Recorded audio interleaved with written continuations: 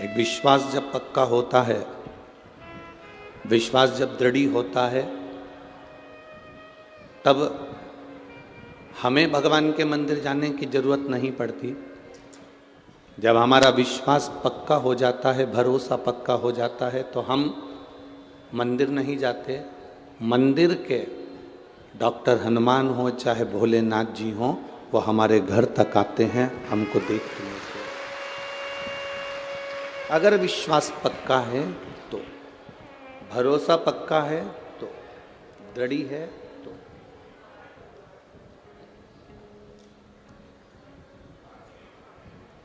शिव जी के मंदिर तक जाना या आपका काम है। तेरे मंदिर में आना मेरा काम है और मेरी बिगड़ी बनाना तेरा काम। बाबा के मंदिर तक जाना ये आपका काम है, पर उसके बाद में वो बिगड़ी बनाने का काम उसका है। आप उसकी चौखट तक पहुंच गए, ये जवाबदारी आपकी है। उसने आपको संभाल लिया, आगे फिर उसकी मर्जी।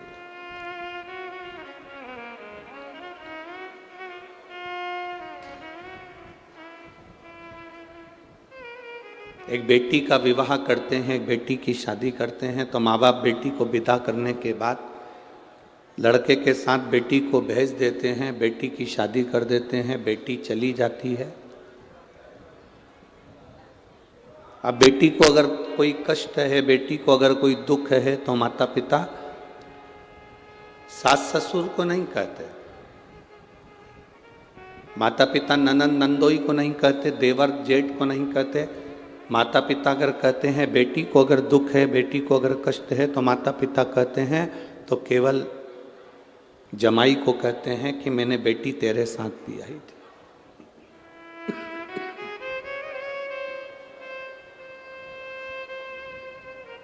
इस बेटी की शादी मैंने तेरे साथ करी है।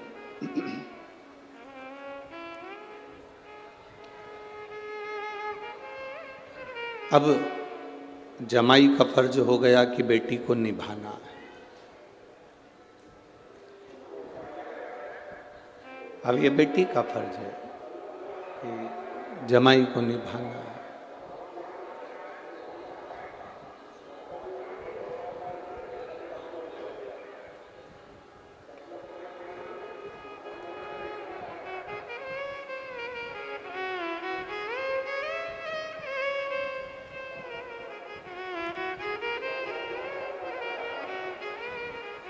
जब तक शादी नहीं हुई,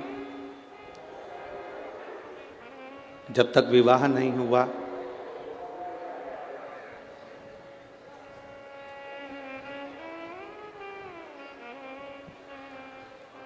जब तक शादी नहीं हुई, जब तक विवाह नहीं हुआ, तब तक माता पिता की जवाबदारी है। पर शादी होने के बाद, विवाह होने के बाद जवाबदारी फिर पति की है।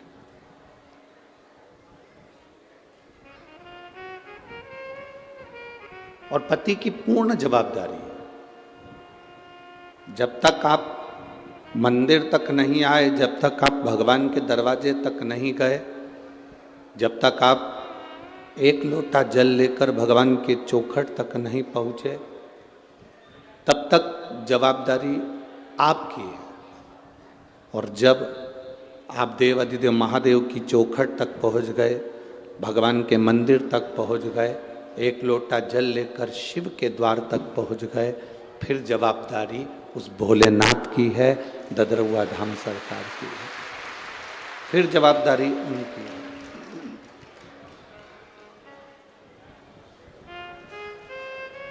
अब हमारा पूर्ण समर्पण, अब हमारा जो समर्पण है, हमने सब भगवान पर सौंप दिया। हमारा पूर्ण समर्पण हमने परमात्मा को दे दिया। जैसे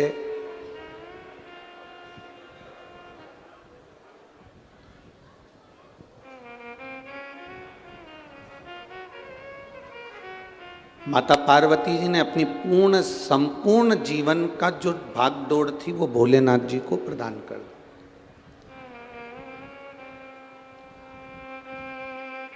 अब भगवान शिव उनको जैसा रखें, भगवान शंकर जैसा रखें, वो निभाती है।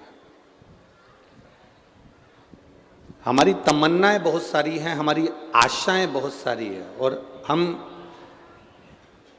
आस लगाकर भी बैठे हैं तो किससे आस लगाकर बैठे हैं? संसार वालों से। मेरी जेठानी मुझे ये दे देगी, मेरी सास मुझे रकम दे देगी, मेरा ससुर मुझे प्रॉपर्टी का हिस्सा दे देगा, ये जो मकान है इस मकान के 3 हिस्से हो जाएंगे, एक हिस्सा बड़े बेटे को, एक हिस्सा छोटे बेटे को, एक मंझले को मिल जाएगा। हमने आस दूसरों से लगाई।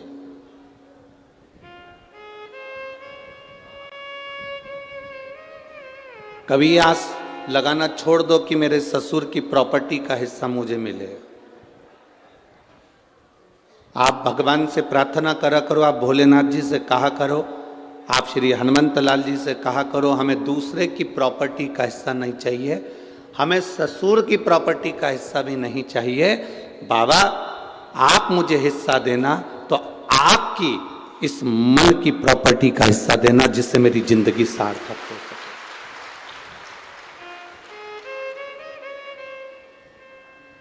मान लो ससुर ने, सास ने आपको थोड़ा बहुत ज्यादा दे भी दिया, और मालूम पड़े वो बेटा तुम्हारा ऐसा ही निकल गया, मालूम पड़े कहीं डब्बे में लगा दिया, कहीं जुए में लगा दिया, मदिरापान में लगा दिया, वेश्यावृत्ति में लगा दिया, कहीं गलत जगह लगा दिया, तो वो तुम्हारा जो मिला हुआ धन है वो तो बर्बाद हो गया। भगवान से कहा करो कि मेरे भाग्य का मुझे मिले, मुझे दूसरे के भाग्य का चाहिए ही नहीं। यदि भाग्य में होगा तो मिलेगा जो।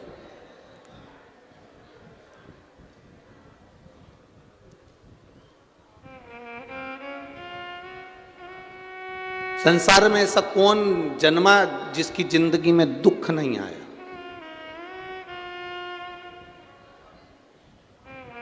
करोड़पति के घर में भी पैदा हो जाते तो दुख जिंदगी में पीछा नहीं छोड़ता। मेरे राम जी महाराज का प्रागट्य राजा दशरथ जी के यहां हुआ था, और स्वयं भगवान थे राम। उसके बाद भी 14 वर्ष वन में घूमना पड़ा। भगवान कृष्ण का प्रागट्य भी, स्वयं भगवान कृष्ण द्वारका के राजा थे, इसके बाद भी उनकी जिंदगी में दुख तकलीफ कष्ट आता रहा। उनके जीवन में दुख आता रहा, उनकी जिंदगी में कष्ट आता रहा। चाहे रामकृष्ण परमहंस जी हों, स्वामी विवेकानंद जी हों, चैतन्य महाप्रभु जी हों,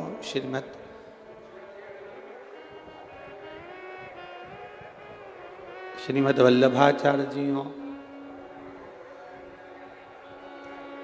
समय कहाँ से चल रहा है?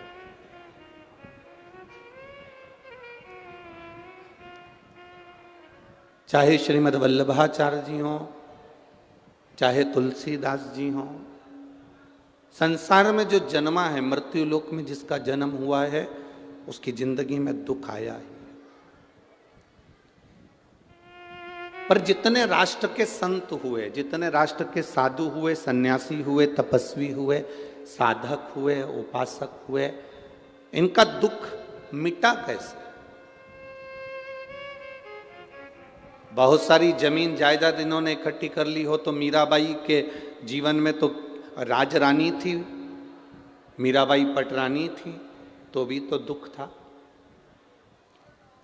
जीवन में ये नहीं है कि आपके पास में धन होगा तो दुख नहीं होगा, संपदा होगी, गाड़ी होगी, बंगला होगा तो दुख नहीं होगा। कई लोग कहते हैं मेरी जेठानी मुझे बहुत कष्ट देती है, देवरानी मुझे कष्ट देती है, सास मुझे कष्ट देती है, ससुर मुझे कष्ट देता है, या परिवार के लोग मुझे बड़ा कष्ट देते हैं, मेरे रिश्तेदार, मेरे अड़ोसी पड़ोसी नातेदार कुटुंब वाले मुझे कष्ट देते हैं, मुझे परेशान करते हैं, मुझे दुख देते हैं। हम दूसरे से क्यों कहें? वो तो परिवार वाले हैं। अपना ये खुद का शरीर, ये तो अपना खुद का है ना। जब हमारा खुद का शरीर हमको कष्ट देता है, कभी घुटना दुखता है, कभी कमर दुखती है, कभी सिर दुखता है, कभी आंखें दुखती हैं, कभी कान दुखता है, कभी कोहनी दुखती है, कभी पेट दुखता है। जब स्वयं का शरीर हमें दुख दे रहा है, स्वयं का शरीर हमें कष्ट दे रहा है, तो यह अंदाजा लगा कर रखो कि दुनिया वालों से यह आस छोड़ दो कि कोई तुमको सुख देगा। जब शरीर सुख नहीं दे रहा तो दुनिया क्या खाक सुख देगी?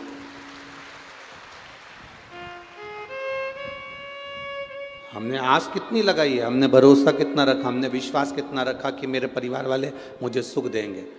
आप में से कई माताएं ऐसी हैं जो भगवान श्री बालाजी महाराज से रोज कहती होगी ददरहुआ धाम सरकार से, बाबा प्रार्थना करूं मेरे बेटे की शादी हो जाए, घर में बहू आ जाए, ऐसी कृपा करो भोलेनाथ, मेरे घर में बहू आ जाए, घर में बहू आएगी, गरम रोटी देगी, मेरी सेवा करेगी। अब इतनी सारी बुजुर्ग माताएं बैठी हैं, इनसे हाथ जोड़ के निवेदन करूं, तुम में से कितनों की बहू है जो देसी घी लगा के रोटी दे रही है, देसी घी लगा के जीवान से ऐसी दे रही है कि रोटी तो जान दो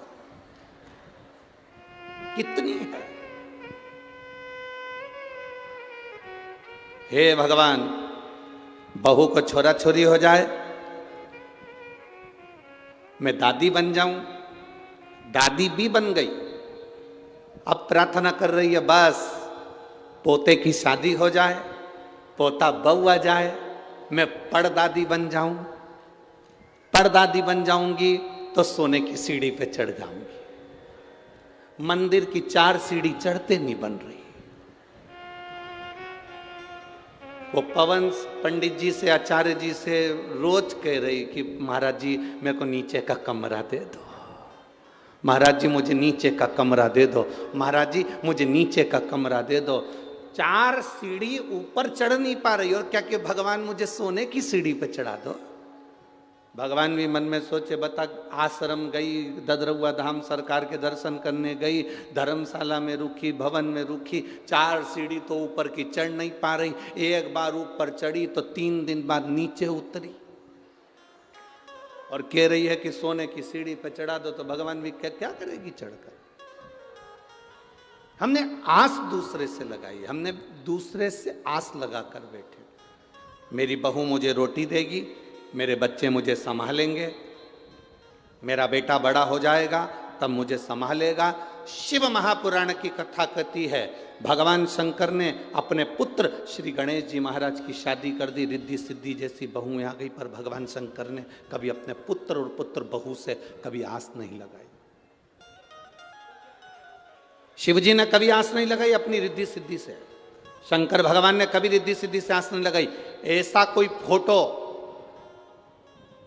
तुम्हें अगर कहीं से मिल जाए तो हमको भी भेज देना, जिस फोटो में रिद्धि सिद्धि शंकर भगवान को रोटी खिला रही हो, भोजन करा रही हो, शंकर भगवान को पकवान बनाकर खिला रही हो। अब ये तो बहू है ना, तो इनका तो फोटो होना था, पर आज तक एक पुराण में, किसी शास्त्र में, किसी वेद में कहीं वर्णन नहीं आया कि रिद्धि सिद्धि ने भोजन बनाया और शंकर जी को भोग लगाया, शंकर जी ससुर हैं उनके, कि ससुर जी को भोजन कराया। क्यों? क्योंकि शंकर भगवान को अपनी बहुओं से आस नहीं है, शंकर भगवान खुद पर भरोसा रखते हैं, विश्वास रखते हैं, इसलिए आस नहीं लगाते। मेरी बहू आएगी मुझे रोटी देगी, मेरी बहू आएगी घर संभालेगी, मेरा बेटा दुकान संभालेगा, मेरा बेटा ये करेगा। हम क्यों आस लगा कर बैठे हैं? आप खुद के अंदर वो बल उत्पन्न करो, भगवान से प्रार्थना करना कि भगवान ऐसी कृपा करना कि मुझे पलंग पर कभी मत पटकना, मैं चलती फिरती अपना काम करती रहूं, तेरा भजन करती रहूं, तेरे दरवाजे पर आकर एक लोटा जल चढ़ाती रहूं और अंत में तेरे धाम चली जाऊं। तुम आस लगा कर बैठी हो मेरे बुढ़ापे में मेरी बहू मुझे पानी देगी, मेरे बुढ़ापे में मेरे परिवार वाले मुझे ये देंगे। तुम दुनिया से आस लगा कर बैठे हो। आस दुनिया से नहीं लगाना। शिव पुराण कहती है आस केवल एक जगह होना चाहिए, वो आस मेरे परमात्मा से होना चाहिए, बाकी के कहीं। आशा एक राम जी से दूजी आशा तोड़ दे और नाता एक श्याम जी से दूजा। साधु संगे राम रंग, अंग अंग रंगिए जाई विधि राखे श्याम।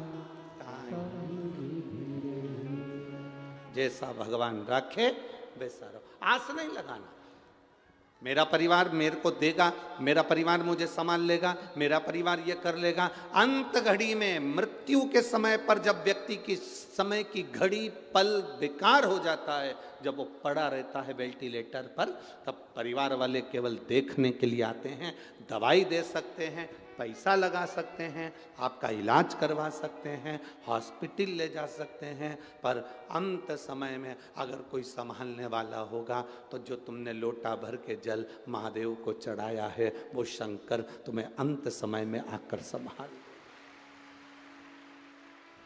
और अंत समय प्रभु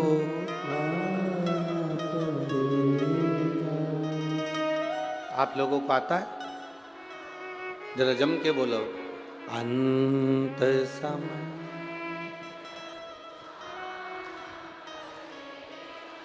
वचन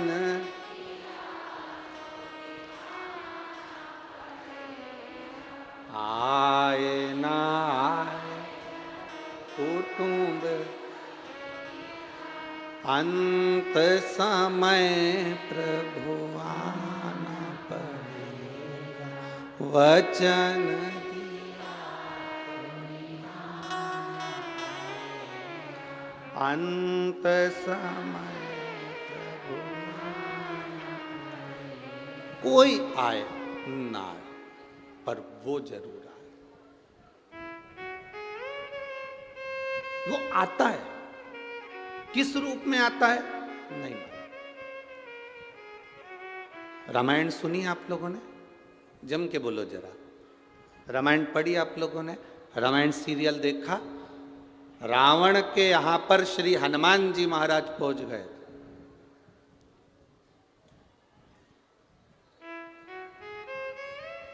और रावण को हनुमान जी ज्ञान दे रहे थे, सुन रावण, सब छोड़ दे, प्रभु राम की शरण ले। रावण कहने लगा, बंदर होकर मुझे ज्ञान देता,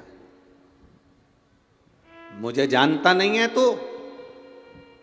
तेरी मृत्यु तेरे पास में खड़ी है। रावण हनुमान जी से कह रहा है, तेरी मृत्यु तेरे पास में खड़ी है। रावण वो बलवान था जिसने मृत्यु को भी कैद में रख रखा था, अपने बंधन में रख रखा था। वो कहे तो अभी मारे। रावण कह रहा है, तेरे पास में तेरी मृत्यु खड़ी है, तुझे भय नहीं लग रहा? हनुमान जी ने मुंडी घुमा कर देखा तो पास में यमराज खड़ा था, मृत्यु खड़ी हुई थी। तो हनुमान जी से रावण कह रहा, तुझे भय नहीं लगता? हनुमान जी कहते हैं, मुझे भय नहीं लगता, तेरे पास में मौत खड़ी है। हनुमान जी बोले, भले पास में खड़ी है पर देख तुझे ही रही है, मेरे को नहीं देख रही है। खड़ी है पास में पर देख तुझे रही है। तू जानता नहीं है ये मृत्यु तेरे को अभी निपटा दे। हनुमान जी ने कहा, रावण फालतू की बात मत कर, मेरे पास में मृत्यु खड़ी है, मेरी पड़ोसन है, और मेरे पास खड़े होकर मृत्यु कह रही है, कब निपटाना है इसको? ये सामने जो सिंहासन पर बैठा है रावण, इसको निपटाना कब है? अभी निपटाऊं कि बाद में? हनुमान जी कहने लगे, वो तो मैं राम जी को कहकर आया था, जामंत को कहकर आया था, कुछ भी आड़ा टेढ़ा करके नहीं आऊंगा। नहीं तो मेरे जिस चरित्र को रामचरितमानस में बांचा गया है उसका नाम है सुंदर, जम के बोलो जरा, सुंदर कांड। तो हनुमान जी बोले, मैं 2 मिनट में कांड करूंगा और चले जाऊंगा। 2 मिनट लगेगा, उससे ज्यादा नहीं लगेगा।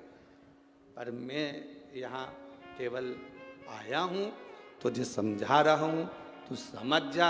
समझ गया तो तेरी जिंदगी सार्थक, नहीं समझे तो बात दूसरी। तो अगर नहीं समझा तो तेरे ऊपर निर्भर, और मैं तो समझाने का काम है मेरा। मैं जो तुझे समझा रहा हूं वो तू समझ जा, तू समझ।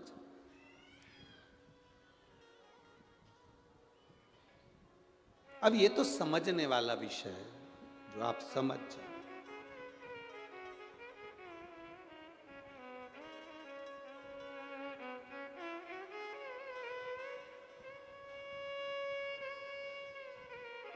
और जो एक बार संत से, साधु से, गुरुजन से, ब्राह्मण जन से, तपस्वी जन से, माता पिता से जो एक बार समझ जाता है, वो जिंदगी में फिर कभी उलझता नहीं है, वो सुलझ कर चलता है।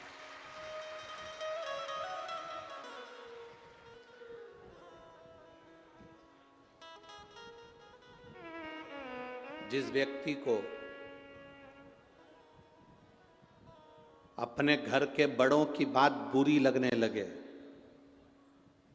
जिस बहू को सास ससुर की बात बुरी लगने लगे, जिस बेटे को माँ बाप की बात बुरी लगने लगे, दूसरों की बात अच्छी लगने लगे, पड़ोसन की बात अच्छी लगने लगे, रिश्तेदारों की बात अच्छी लगने लगे और घर का व्यक्ति कहे तो बुरी लगने लगे, तो समझ लेना उस व्यक्ति को दुनिया में कोई नहीं बचा सकता, उसका अंत निश्चित है, उसे बर्बाद होना है। उसे कोई नहीं बचा सकता, उसका बर्बाद होना निश्चित है। आपको अगर अपने घर के लोगों की बात बुरी लग रही है और दोस्तों की बात अच्छी लग रही है, रिश्तेदारों की बात अच्छी लग रही है, परिवार वालों की बात अच्छी लग रही है और अपने परिवार के लोगों की बात बुरी लग रही है, तो समझ लेना कि अब तुम्हारा समय बेकार आ गया। अपने गुरु की बात तुम्हें बुरी लगे और दूसरा गुरु कहे तो अच्छी लगे, तो समझ लो कि तुम्हारा समय बेकार आ गया।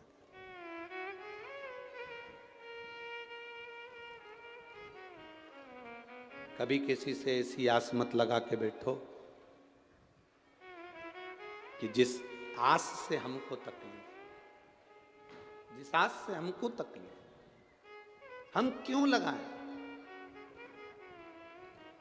हनुमान जी को क्या कहते हैं? शंकर। ये शिव महापुराण जो हो रही है ददरुआ धाम सरकार के इस पवित्र प्रांगण के अंदर, श्री हनुमंत लाल जी के इस पवित्र मंदिर प्रांगण के अंदर जो ये शिव पुराण की कथा हो रही है, इसका नाम है शंकर सुमन शिव महा। शंकर हनुमान जी को शंकर सुमन भी कहा गया। सुमन की मतलब क्या होता है?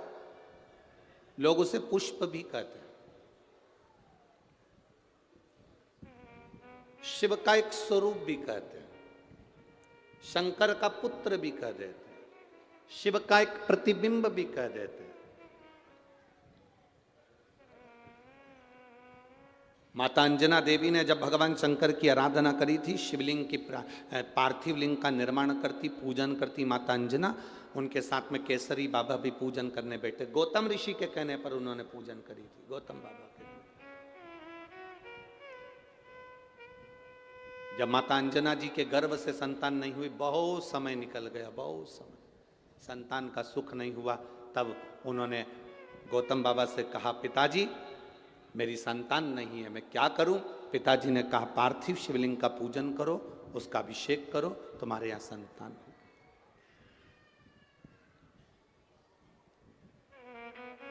पार्थिव शिवलिंग की जो पूजन है, ये जीव को फल देती ही है।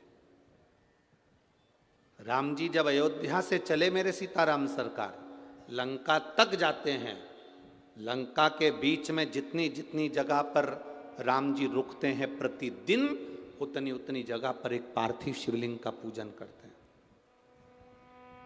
हम आपसे प्रार्थना करेंगे कभी जिंदगी में मौका मिले, आप वृंदावन की यात्रा करने जाते हैं, आप गोवर्धन परिक्रमा करने जाते हैं, आप पंढरपुर जाते हैं, आप द्वारका जाते हैं, आप जगन्नाथ जाते हैं, एक बार राम पथगमन पर भी जाकर देखिए। भारत सरकार द्वारा राम पथगमन बनाया गया है। अयोध्या से लंका तक के बीच में रामेश्वर तक ये राम पथगमन बना है। कुछ मध्य प्रदेश में, कुछ छत्तीसगढ़ में ऐसा होता हुआ, कुछ महाराष्ट्र में, फिर होता हुआ ऐसा रामपथ गमन गया। कभी मौका लगे आपको, आप पूरे रामपथ गमन पर चलकर देखिए। पैदल रामपथ गमन पर नहीं जा सकते तो आप गाड़ी से जाकर देखिए। पूरे रामपथ गमन में जितने मंदिर किसी के नहीं मिलेंगे, पूरे रामपथ गमन में उससे ज्यादा मंदिर केवल देवाधिदेव महादेव के मिलेंगे, क्योंकि राम जी जहां रुकते थे वहां शिवलिंग की स्थापना करते थे। मेरे राम जी जहां रुकते थे वहां एक पार्थिव शिवलिंग का निर्माण करते थे और उसका पूजन करते थे। मेरे राम जी का नियम था, दशरथ जी का नियम था, एक पार्थिव शिवलिंग का निर्माण करना, उसकी पूजन करना।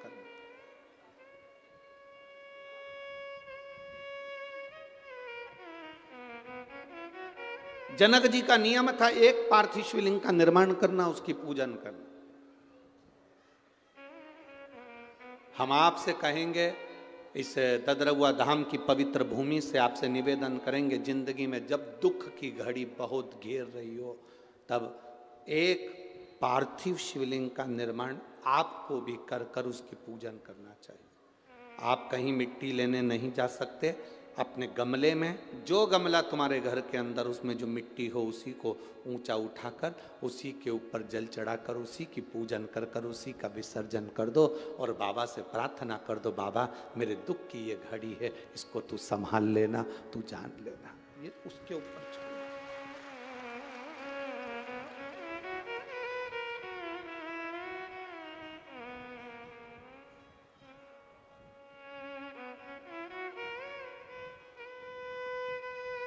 हम उसके ऊपर छोड़ देते। पूरे रामपथ गमन में शिव जी के मंदिर मिलेंगे, पूरे रामपथ गमन में पार्थिव शिवलिंग का निर्माण मेरे राम जी ने किया है। और केवल राम जी ने नहीं, भगवान कृष्ण ने भी पार्थिव शिवलिंग का निर्माण करा। जब उनके घर में संतान नहीं हुई, 16,108 रानी पटरानी भगवान कृष्ण की, और संतान का सुख नहीं हुआ, गर्गाचार्य बाबा को द्वारका बुलाया गया।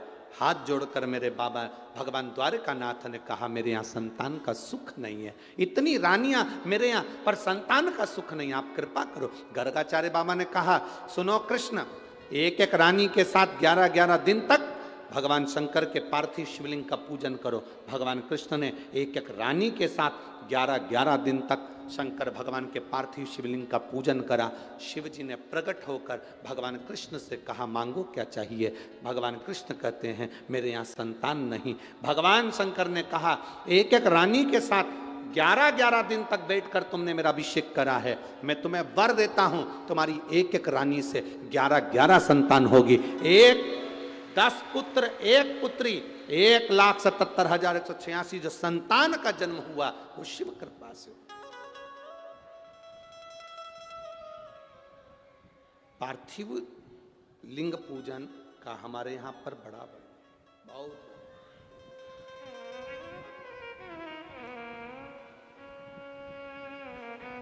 आप में से कितने लोग हैं जो शंकर जी के मंदिर में 1 लोटा जल चढ़ाने रोज जाते? जरा हाथ उठाओ तो जरा, सब ही हो।